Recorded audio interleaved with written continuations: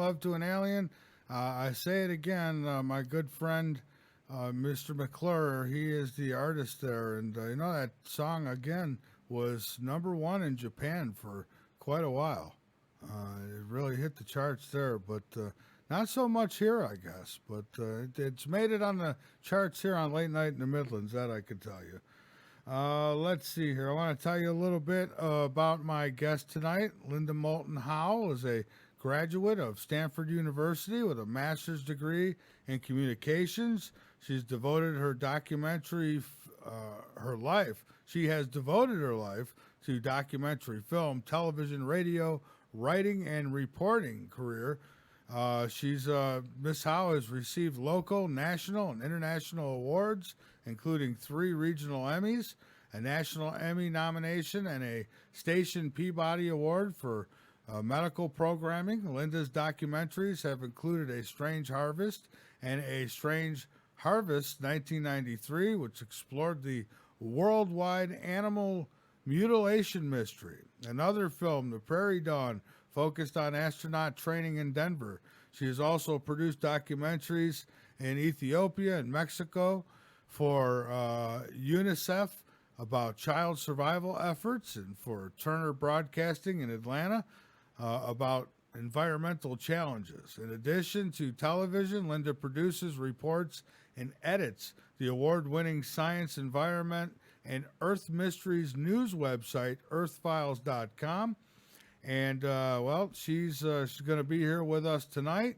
And Linda, as you know, has been on many shows, a regular on Coast to Coast. I mean, who don't know Linda Moulton Howe, right? So the website, www.earthfiles.com. And we're going to go ahead and try to get her on the line with us here and get this thing started. So let us cross our fingers that everything goes well tonight, as it should.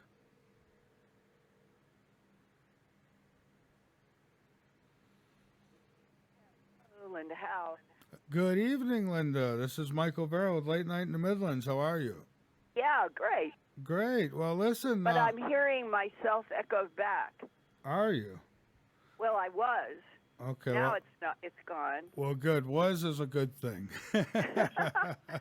Well, listen. I hopefully everything keeps up and well here. But we are live, and I want to thank you for taking time out to be here with us tonight. Oh, I'm glad to be, and thank you, and happy 4th of July to you and all of your listeners. And I think it is especially important to celebrate because we're in a planet of such chaos and revolution now, it seems. Oh, are we ever? It seems like it's that old Murphy Law. Anything that can go wrong will. Yeah. It's crazy out there. And so, what have you been keeping your eyes? I know I've had a few questions about some things, like certainly these mystery fast radio bursts and stuff. But tell me, what have you been keeping your eye on as of late? Well, whistleblowers. I have been doing a series with a Navy SEAL that I call Spartan 1 at his request, and a Spartan 2 with a Marine. And it started 3 years ago when I was speaking at a conference, and a man with a crew cut. Very few people have crew cuts these days unless they're in the military. And he had a crew cut, and he leaned toward me, and he said, "I am," and it was a name that had come in an email only about 2 weeks or 3 weeks before, with information from his military career, telling me, "Linda, I know someone who has been in Antarctica and has seen photographs of humanoids that have been based in Antarctica, some of their mysterious symbols and hieroglyphs, and that we know that what is in Antarctica 2 miles under ice in ancient archaeology that seems modern and incredible matches hieroglyphs and other archaeology and artifacts in the northern hemisphere of Mars in Cydonia, and that both of those match what we, the United States government, knows from inside of our moon and on the back side surface, hieroglyphs and artifacts on the moon that match Antarctica and Mars. And that's why he really had my attention in the email. And I had asked him if he would try to give me more information. And the next step was his going to a conference where I was speaking and leaning forward and saying, I am the name. And that led to about a 7-hour conversation. Ooh. And that led over the next 2 years to July of 2018, a year ago. This is the third year later, to one of the most challenging, dangerous, complex, jumping off of a cliff things I have ever done in my career. And what it boiled down to is I, with a leap of faith, that this Marine and this Navy SEAL could meet me at a location known only to them through secret ways, and with a date and a time and no other communication, none on the phone, none on email. It was really, truly a secret. In fact, there was no one in the world, not even my family, knew where I was. And here's what occurred. At the time and place that we had agreed upon, the Marine showed up. And he came with his wife, and he said that Spartan 1 would be coming in another vehicle with his wife, and that they would be late because something had occurred. Well, we waited about 2 hours, and I kept thinking, oh, Lord, what have I gotten myself into here? Because I had no idea what would have interfered, because the Marine wasn't explaining. He said, we'll let Spartan 1 explain to you when he gets here. Well, finally, 2 hours later, Spartan 1 showed up with his wife. And here, Michael, is what he told me happened.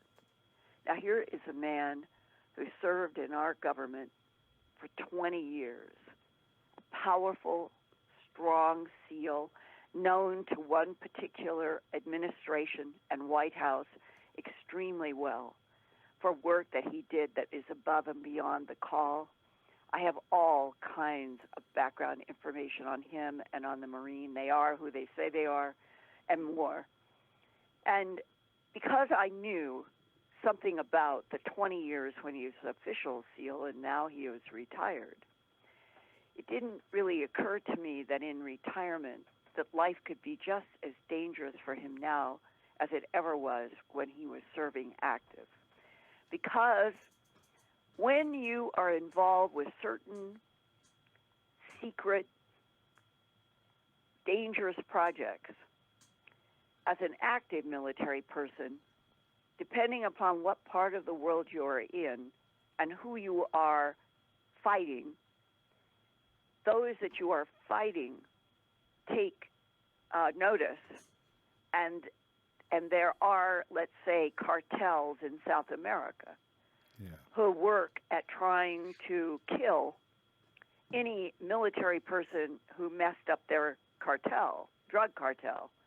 They will try to nail those people no matter when after they have retired. So this was the situation with this SEAL, and here's what happened. About a half hour or so before he was to leave to come to this secret meeting with me, there was a doorbell. He opened the door, and there standing was a man with a black suit, jacket, black tie, black slacks, black shoes, with a hat on, and said, no introduction, not even showing of ID, just said, you are not to go to the meeting that you have scheduled today, and you are never to talk with Linda Moulton Howe again. Oh, man. Now, this Navy SEAL, I had the privilege, it was a real privilege, to spend the next 2 days with him. This is a kind of person that you know that SEALs are the best of the best. They are bright. Yeah. They have situational awareness that is both innate and trained. They are tough beyond belief because of what they are constantly put through to keep their bodies at the tip-top muscle shape.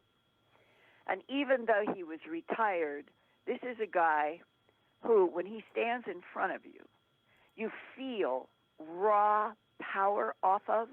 Yeah, there's probably people that everyone listening knows that you can feel their energy. This is one of those.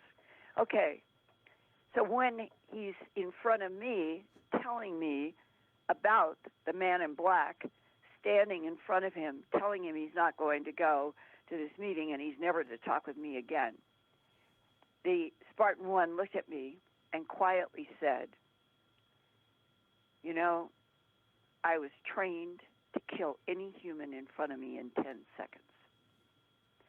Now, I'd never heard that before, and I didn't know how that was possible. And then he gave me a demonstration without hitting me, and it scared the hell out of me. Because when they release that energy that is coiled up, they're like coils, you can feel it. And he was doing a demonstration. I would have felt uncomfortable just him telling me that. I was like, well, he demonstrated without hitting. And then I got the whole picture, and that was, oh, my God. And he said, and I looked down at this man on the ground, and I said, I am telling you, I never want you to walk into my yard again and knock on my door unless you have called ahead of time and asked for permission, and I want you to crawl out of here and never come back. And the thing that makes this man even more powerful is he never raises his voice. But you can feel the intensity and the intent at all times. This is not a person that you would want to mess with. Okay, now, this means that my phone is tapped, but we weren't talking about the meeting, but we had talked months and months before. We had talked about trying to arrange this. However they track me or them, maybe from satellite, if you can believe that our taxpayer dollars would be wasted on satellite monitoring of me, a humble investigative reporter, and a retired Marine and a retired Navy. However they do it, they seem to always know where I'm going to be when I am trying to do a secret meeting that even my family doesn't know. I've experienced this before. And when he showed up with his wife, and the Marine is there with his wife, and they are such wonderful people, and yet they felt that they had to have guns out during the entire time that we were doing our interview. And it sobered the situation that all they want to do is talk to me, an investigative reporter who has for a very long time trying to separate the wheat from the chaff, going for facts and truth from people who are frustrated, as I am and you are, Michael, about the fact that we know this whole planet is living a lie concocted by centuries of power brokers that for reasons that are not always clear except for money and power, that the power brokers of Earth for centuries have never wanted Homo sapiens sapient to know that other alien intelligences are based here underground and have been for millions of years. They have bases throughout the solar system. They go out through the Milky Way galaxy, and that knowledge is considered to be the top secret that all governments must keep, because what are the excuses given to these men who serve for 20 years at such intensity that none of us, the rest of us, could? And they are face to face with non-humans. They go down 2 miles under the ice in Antarctica, and they see 9-acre huge structures that rise 80 feet in the air, and there are no wall supports to a ceiling, and therefore it must be neutralizing gravity technology. And they are told by scientists that the hieroglyphs and the symbols and the patterns that the scientists are studying for our government are unknown, and that they are somewhere between Mayan and Egyptian, but neither, and that there are star maps that relate specifically to our sun, and one star map that astronomers have studied and say it relates to 2 other universes beyond this one. Michael, when you contemplate that in 1776, what was supposed to happen? That a new rising sun on Earth in North America was coming together, escaping lies and punishment and policies of abuse for all of the reasons that Western Europe and Europe had evolved over centuries, where people didn't have much freedom. And that here on this particular continent, in this almost 3,000-mile-wide place that we call the United States of America, that there was going to be a creation of a government of, by, and for the people, with constitutional rights to guarantee those freedoms, and a Declaration of Independence with bills of rights that included in the First Amendment a free press, like a fourth estate, would be necessary to counter the checks and balances of the executive branch, the congressional branch, and the Supreme Court branch as it was set up. And today, in 2019, we are faced with a true totalitarian state that is disguising itself in red, blue, and white bunting and saying we're still in a democracy, and we're not. No. We haven't been in for a long time. And if we were, back in 1947, after World War II, and the United States was like an 800-pound gorilla on behalf of the Western Allies and Australia and New Zealand, and something helped the United States of America change the balance of power in that war. And yet, I don't know if you can hear me. I'm hearing tremendous. Yeah, I hear you, but I hear there's a little bit of interference I can hear. And who knows? Maybe it's manipulated by the exact forces that I'm talking about now. I wouldn't doubt it. And I'm just going to keep going because this is really an important point. Yeah, and it's so applicable right now in 2019 to what else is happening in the world. 1945, the United States was looked at truly as a shining star on planet Earth, that we fought for liberty, that we welcomed all kinds of people who were fleeing imprisonment, who were fleeing abuse from other countries where there was no freedom and no guarantee of freedom, and that by 1947, Harry S. Truman had been through the crashes of UFOs, many of them beyond Roswell. And we knew that in 1941 there was a wedge-shaped craft that came down in Cape Girardeau, and that meant Franklin Delano Roosevelt also knew. And that those men had made a decision in the 1940s during the war that they were going to keep what they had found, clones.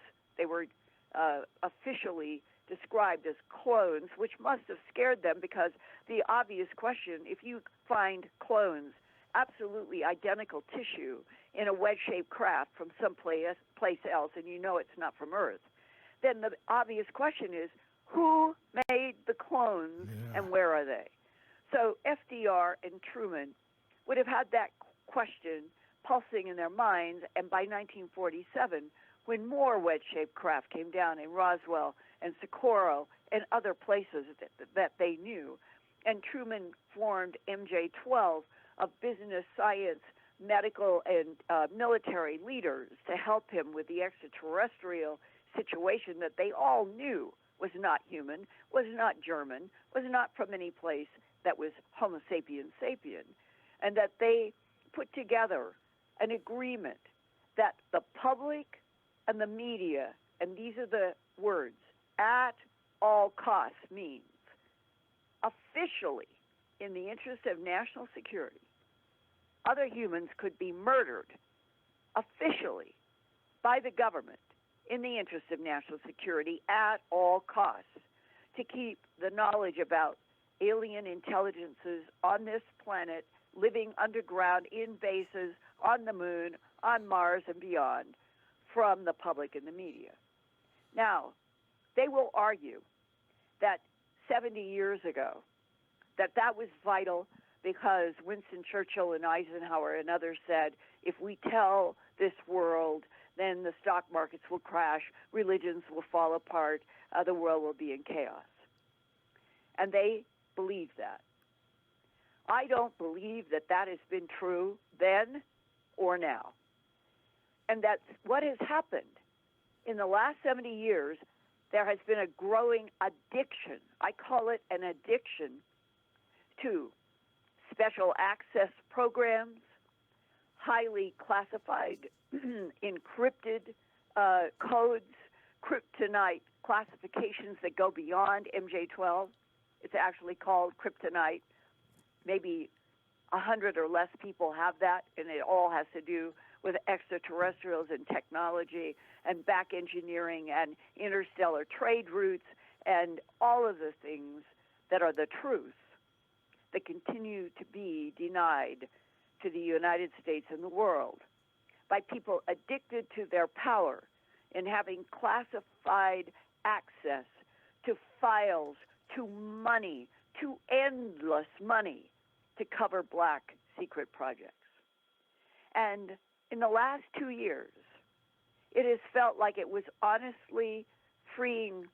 Finally, the ice was cracking, that by now in 2019, that headline would have gone around the world. We're not alone in this universe and never have been.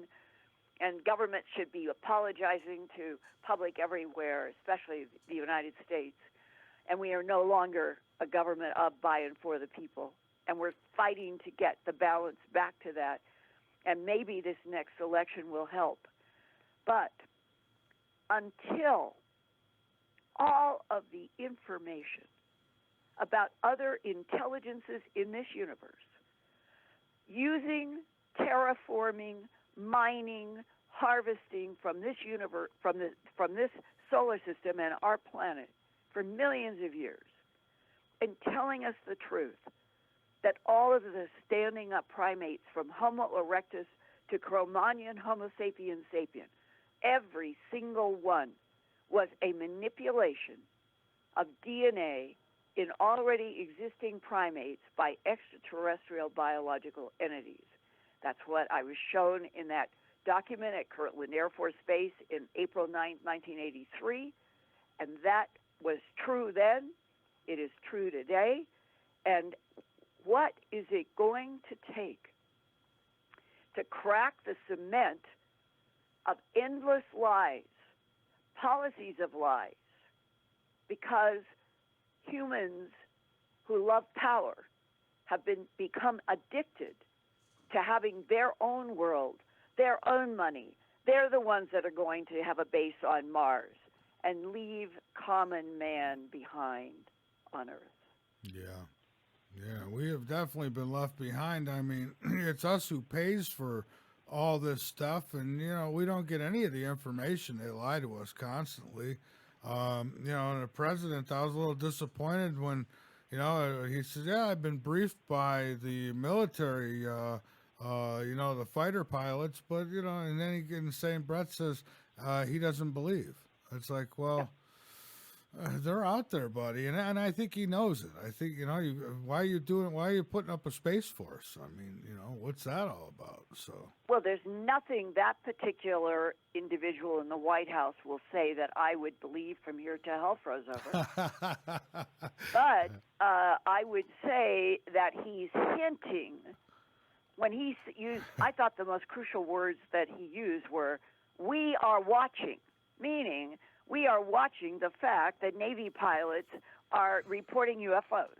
And what he meant in between the lines, I know the executive branch knows that we have UFOs that are being reported by Navy pilots and we are watching. Well, what else does he know? And how much of the current timeline to get to Mars, Elon Musk is now in some kind of a race with NASA, according to some of the more recent articles, meaning that this entrepreneurial Elon Musk, the only human, this is a true statement.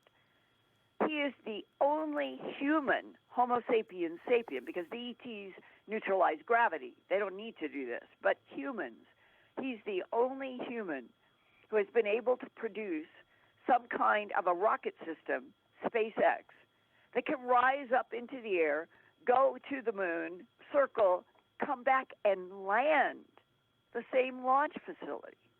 Now, that puts him in competition with NASA, which cannot do that. yeah. So now the current headlines are, is Elon Musk and SpaceX, are they going to be the first launch? He said he wanted to launch in 2024. Is that going to be the first launch to Mars? And are they putting out this so-called race between Elon Musk and NASA as another lie in order to sex up and increase public attention to a race, when in fact Elon Musk may be working hand in glove with NASA and the CIA to get to Mars? But see, we are now at a time in June, at the end of June, coming into the 4th of July. That was my ironic greeting to you, really saying Happy 4th of July, when it was is to celebrate independence of the United States from England long ago. and it's in this July 4th, 2019. What could be more ironic that we are in a country that is now so divided that people are hating each other over disinformation, to be polite, that the President of the United States keeps dishing. And nobody knows what the real truth is. Exactly like the situation that was created on purpose after World War II by counterintelligence for the last 70 years, where it did something as stupid as taking Sanford, who was in the DOD. And it was 1952, after that overflight for 72 hours of the UFOs over the Capitol. I think everybody knows about that. And because they had photographs and film, and it was making headlines in the Washington newspapers and out beyond, what do? The Department of Defense sends out one of their authorities, asks for the press to show up. They have a big press conference, and he takes a literal metal pie pan while the cameras are running. Samford was his name, Samford. You can look this up in Wikipedia. And he threw the metal pie pan up in the air in front of the running cameras and said, "There's your UFO." That was how sarcastic, demeaning, and degrading, actually, to a general public, in which in 1952 we know that people were being abducted, animal mutilations were starting around the world, law enforcement knew from ranchers that had eyewitness testimonies about beams coming out of round lights in the sky, seeing animals rise in beams of light and lowered in beams of light mutilated, that as the sheriff told me in '79 when I started producing A Strange Harvest for the CBS station in Denver, Linda, the perpetrators of animal mutilations are creatures from outer space. Now, a lot of people say, well, Linda, the governments could never tell the public that. That's not true. That's not true at all. Ranchers and the public would have had far more respect than hearing government agents say, oh, what bloodlessly mutilated your 2,000-pound bull on face powder dust without leaving any tracks was. And they would say it would be predator, like a fox or a coyote or a wolf or a bear, that would have left dozens of tracks, and there are none tracks. So predator, disease, what disease would do that? What disease would take whole geometric sections of tissue, no blood, no fluid, leaving signs of high heat that could be proved in any pathology lab? The excision technology is still unknown. But they would say, no, it's predators. And the third, satanic cults. And you know what? And most people go on and say, oh, okay, thank you. Yeah, well, let me give you another reality check. Okay. The first person I ever called when I was director of special projects in the CBS station in Denver was a Catholic priest who in Denver had the job of trying to exorcise people that were allegedly possessed by the devil. And so the Catholic diocese gave me the name and number, and I called him up and asked for a meeting. He came down to the station to my office. I had laid out several dozen Polaroid photographs, other kinds of photos, and law enforcement offense reports about mutilated animals with no blood and no tracks. I had them laid out on a desk, and I asked this Catholic priest, first, this was before discussion. I said, would you please look at the photos that I have laid out on that table and tell me if this is the work of satanic cults?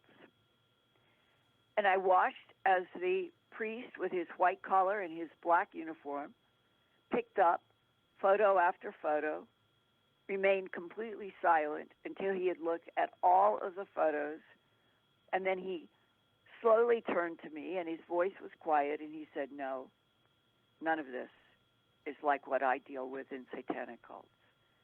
And I said, well, what is the difference?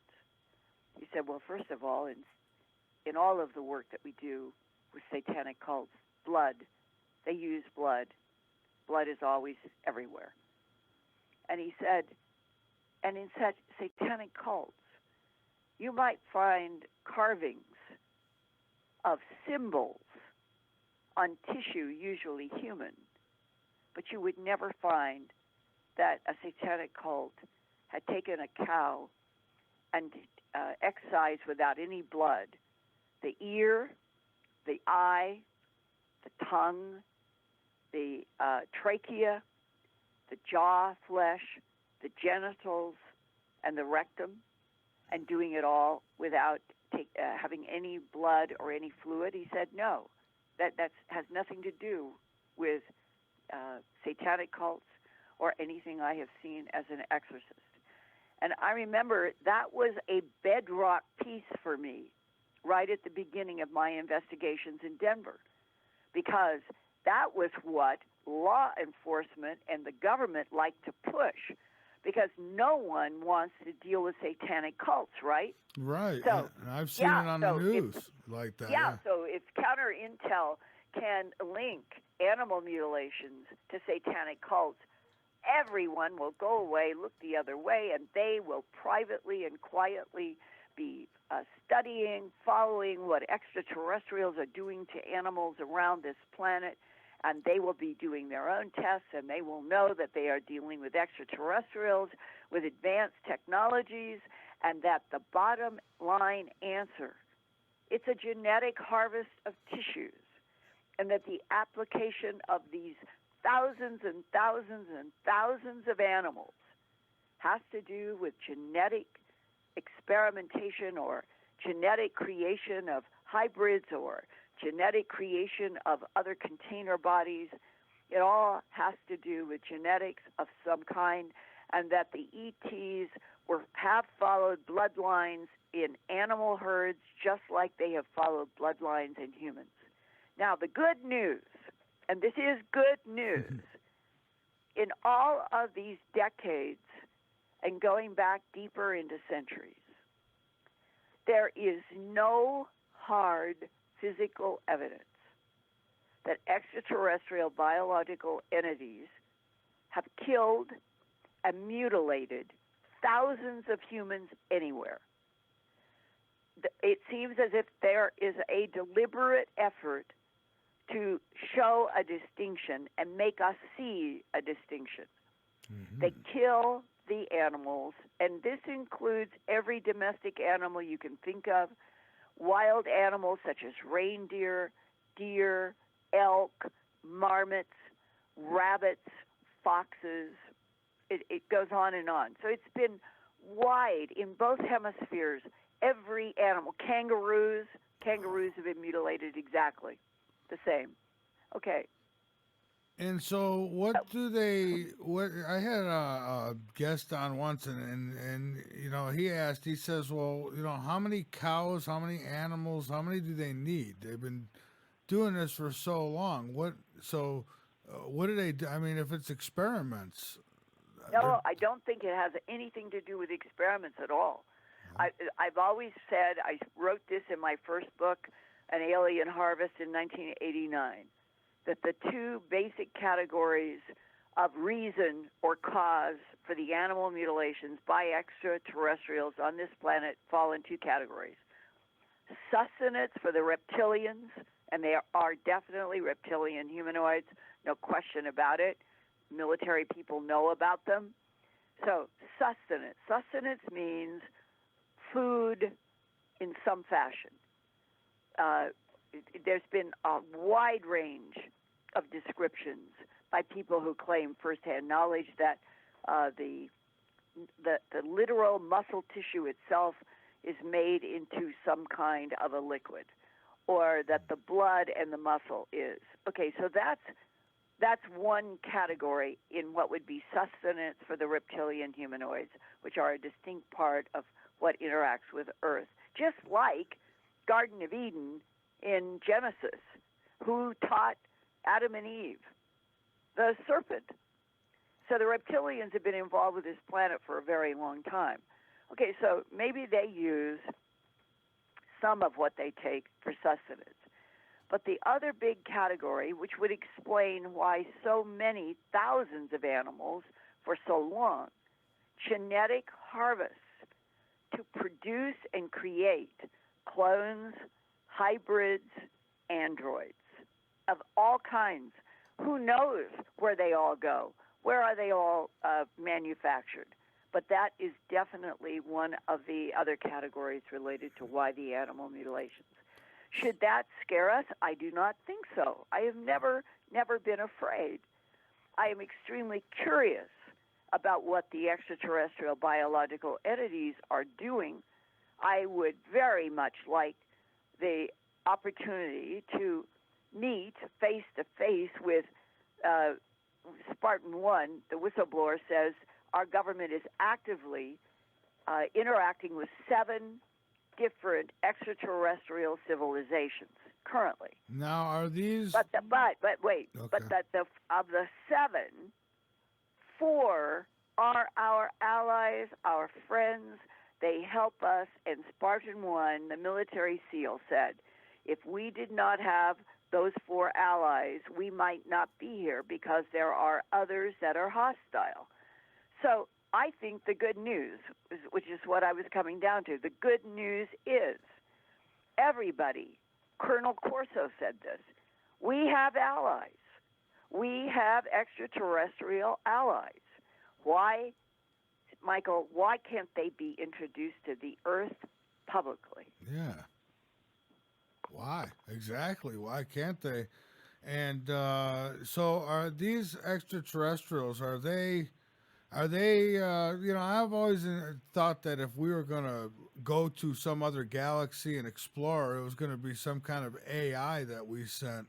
And I'm wondering, these extraterrestrials, are they flesh and blood extraterrestrials, or are we talking about something that was created to come here?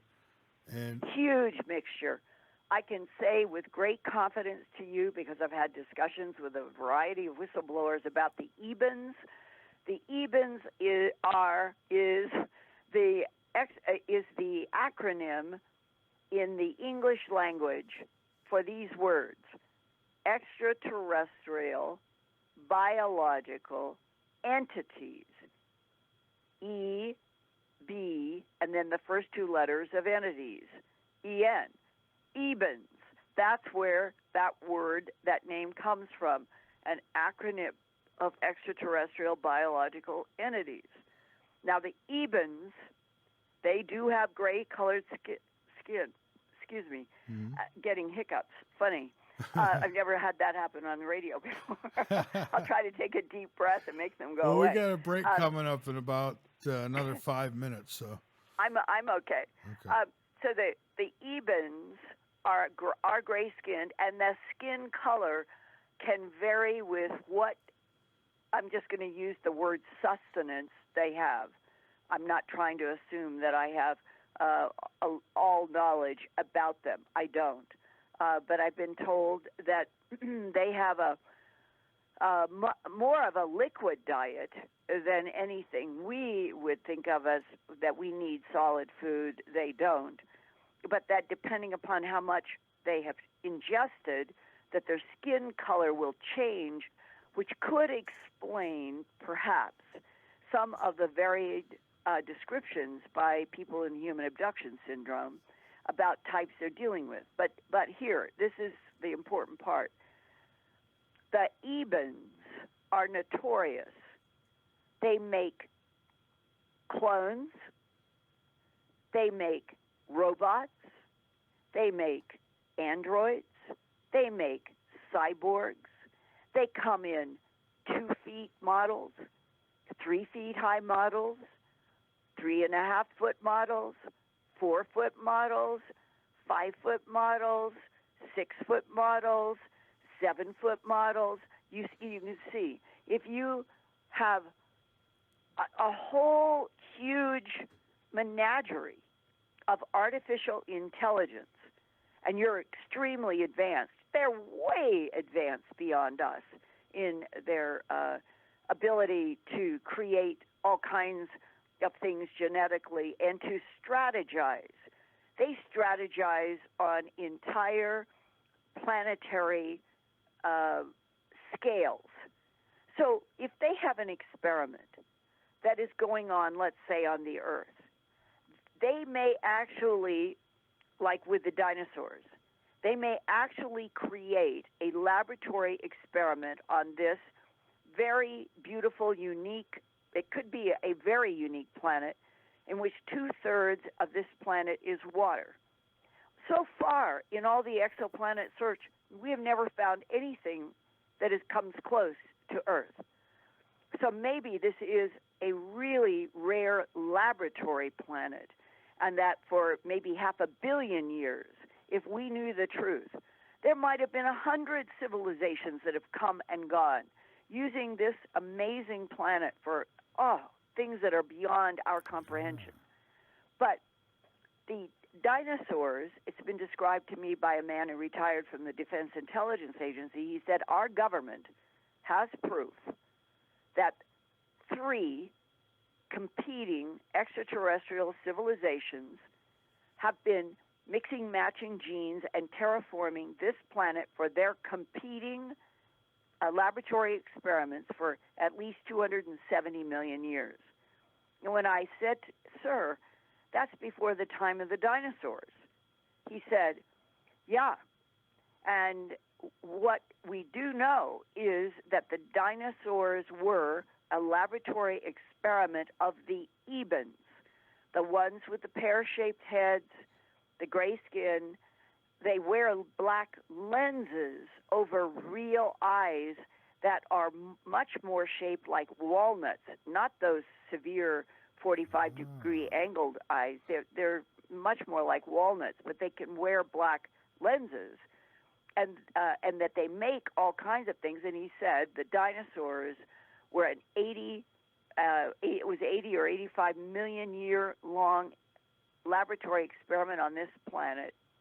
And he said what we don't know is, did they let the 6-mile wide asteroid that slammed into the Gulf of Mexico and created the Chicxulub crater, did they let that asteroid coming through the solar system hit to end their dinosaur experiment on purpose? Because, he said, the Ebens have demonstrated for us on Earth they can move anything into another timeline or into another dimension. They do it all the time. They do it in wars. This is how they fight. They can move an entire, depending upon the conflict, they can move themselves into another dimension and therefore avoid face-to-face contact, or they can move an enemy into another dimension. He was saying that's what they do, and they could have done it with that asteroid, and they didn't. And he said, and that's why we always have wondered, did they do it on purpose to end the dinosaur experiment? And look Wikipedia, evolution of life on Earth. After 95% of the life on Earth went out 66 million years ago after that asteroid hit in the Gulf, what happens next? The line goes straight up. Mammals. Mammals appear on Earth, and humans are mammals. Yeah, boy, that's something. Earth at laboratory, and it's. So are these guys our friends or our enemies? Because if they're able to move us into other timelines, I don't see you can't beat somebody like that. Well, so far, everything I've heard about the Ebens is they are considered to be an ally. But one whistleblower sent me a Christmas card because it was safe to send writing in a Christmas card through all the mail at Christmas. And he said, the Ebens are considered to be our allies, ... but they lie to us also. Yeah. All right. But then we lie, well, not necessarily lie, but we can't explain to our cat or our dog when we go to the vet. I want to all the time. This is for your own good. I love you. Please, please. I don't want you to be hurt. And I feel terrible when I take my cats to the vet and they don't understand. Yeah. Maybe they do something that we can't comprehend, that is protecting us, helping us, moving us along. Clearly, something has been making hybrid after hybrid on this planet that has been extraterrestrial genes with evolving primate genes that can breathe this heavily oxygenated air that might not be so cool for Ebens and other ETs, and that they use us like we're left in the dark, but that we may, if we knew the truth, we may be antennas for them, we may be like radio stations for them, we may be eyes on Earth for them. There could be a million things that humans could be doing for the ETs that made us. But I want to, before we go to the break, I want people to understand I have been living with and investigating and trying to understand this huge 16-layer chess game since I did animal mutilations in A Strange Harvest from starting in 79 and the broadcast in 80. And I have walked 1,000 miles in these difficult subjects, and I'm still here, and I still have huge optimism that there really is some kind of a force behind this universe that cares about life, and that whatever is going on in terms of competition between advanced civilizations, I do think that something really wants Homo sapiens sapien to grow up and survive. And the way to grow up is to stop the coddling, to stop the lies, to stop the policies of denial about the huge truths that we are not alone in this universe. The universe is teeming with all kinds of life. Some of it's friendly, some of it's neutral, some of it's hostile. Well, why is that any different than living on planet Earth? I couldn't agree with you more, Linda. I couldn't agree with you more. Hang on with us for a few minutes. We're going to take this break, and then we will come back. Folks, I'll tell you, mind-blowing. Out of anybody, and I mean this, of all the guests that I have, Linda keeps me probably the most on the edge of my seat when she's here than anybody else, because, man, does she get into some really good stuff here, and it all makes total sense, too. So let's take this break. We'll be back. If you got questions, you can get those questions to me in the chat room through a moderator, and the moderator will get that question to me. We can go that route. And I may try open up phones here at some point, too. 803-339-2559. No promises there, but you could definitely get your questions in through the chat if you like. This is Late Night in the Midlands. I'm Michael Vera. My guest, Linda M Howe. We'll be back in just a few minutes. Don't go away. Hey, folks. MV here. To play it safe, I'm offering partial shows here on YouTube due to the very strict policies of YouTube. I don't think anyone expects me to go 3 solid hours without violating something, so enjoy this very informative program and be sure to get the rest of it 100% free on my website archives page at www.lastfrequency.com or on my video archive page at that same address, www.lastfrequency.com. I've not forgotten about you here on YouTube, so please do not forget about me and support me on other platforms. You can find me on Facebook, Twitter, mewe, and Truth Social. All the information can be found on my website, lastfrequency.com. Keep your eyes posted to the sky because you never know what you may see, and keep your ears posted to this broadcast because you never know what you might learn.